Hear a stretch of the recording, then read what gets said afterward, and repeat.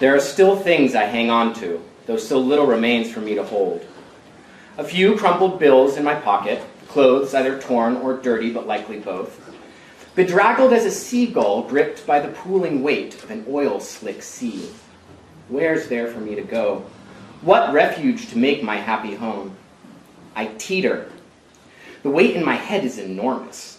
It's all these damn thoughts I keep having up there growing and breeding, and there doesn't seem to be room. Even now, as I walk, I appear to be listing to the right, ever so slightly. I worry about simply toppling over, my head making contact with the ground and exploding open, an old paper bag bottoming out, scattering its contents in soggy mess across some floor. I wonder, though, would those thoughts, when released, lay limp, lifeless, and still, all banana peel ideals and half-baked bean dreams?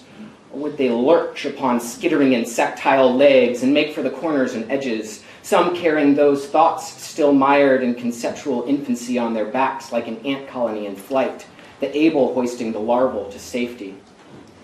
I've tried relieving the pressure by letting out a few ideas here and there, small, simple bursts really, but I've learned there's no easy way to kink that hose once the valve's been turned. There isn't much that can be done except hang on for the ride, because fuck if it isn't bumpy. See, there's no reason, no pattern, no coherence for the brain to cling to as it is pulled down labyrinthine paths in its struggle to understand. My mind opens, and there are the events of my 8th birthday, juxtaposed with some clip from Pulp Fiction. Then we get the weather, the history of 4 different relationships, and on and on and on, the layers of time and everything of what I have experienced peeling away until the spinning stops and I'm left with a memory among the debris, clearer than the rest, of a time when I thought I knew so much more, when my ragtag journey had pretty much just begun, and the kind man on the Palomino had given me a ride out of one hell, only to leave me in another.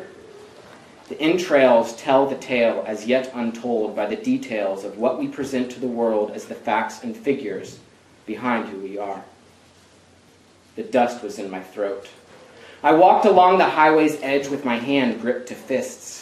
The air above the road ahead writhed and roiled. Far behind me to the east, toward Arizona from where I'd come, Lake Mojave glittered like a jewel in the high July heat. My skin had ceased its sweating miles back, the number of which I could not or would not bring to mind.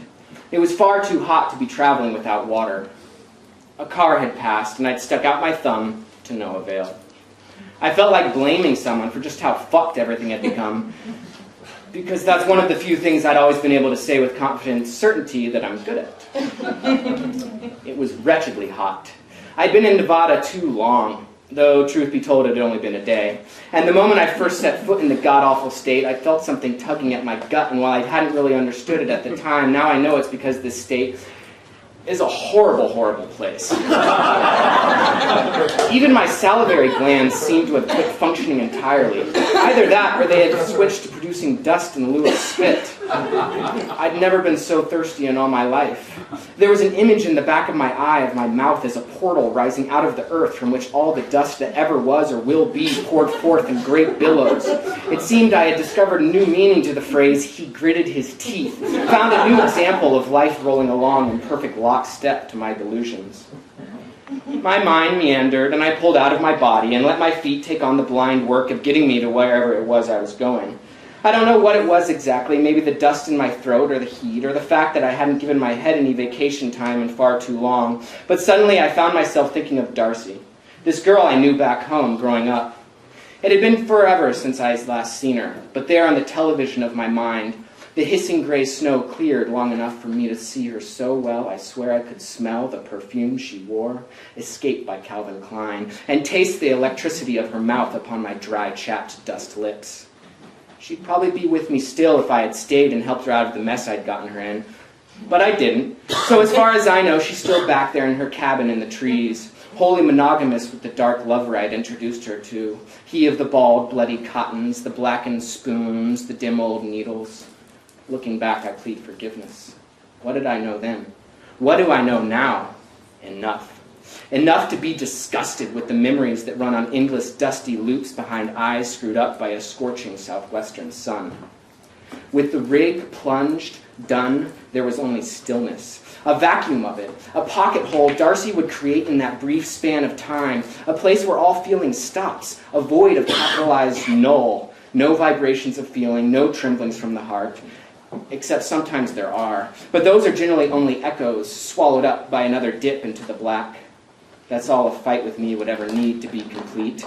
A push of the time stop button, a rock of the distant old moon, that tar cradle, the place where the screamings of her heart were calmed to baby's babble, muted down to a simple warble of strangeness that some hear as sorrow and others regret, and the lucky but all the more eternally damned for doing so, who hear it as happiness. See it as a glimmer of sunlight in the Arctic Circle, something hopeful and so damn cliche it rams itself at light speed, chugging through your veins in the exhale it takes for time to hiccup and resume.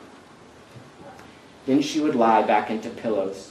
A pillow herself, a vanity project who had always fancied the junkie life as something romantic until it was upon her, and her life was falling apart, a collection of frayed ends and way too early knots, all of it crashing and rising simultaneously like someone hit pause right in the middle of an explosion. And yet it seemed to make sense. It somehow felt right. Is this at all normal? Is there one passenger on the doomed disaster plane headed for a crash against the rock-faced mountain that grins in gladness, that feels complete to see the end screeching toward them at just under Mach 2? All I know is that the moment I allowed myself to take one good look at Darcy and see where things had taken her, I flipped out and ran as fast as I could. Looking at her, really looking deep within her soul, behind the makeup and the layered necklaces and bracelets where there lies only truth, I had seen nothing but a mirror in which posed my own ragged half-life. And in that mirror, my darkness grinned, and from those teeth did I run. From those teeth am I still running. What a feeling it is when the awareness that you are wrong is inescapable. A passing truck seized me from my Darcy regret reverie, thrusting my senses back into the heat and the dust. A city had risen up before me in my absence. The sign on the chain-link fence surrounding a small school baseball diamond read, "Welcome to Searchlight, Pop 540. The field was green. So green in contrast to the bleached yellow dust of everything around it that I felt compelled to climb the fence and walk to center field and lay down. I closed my eyes and listened for sounds within my chest. There was a pattering, like some small device sputtering to start in a dead factory of winter clouds.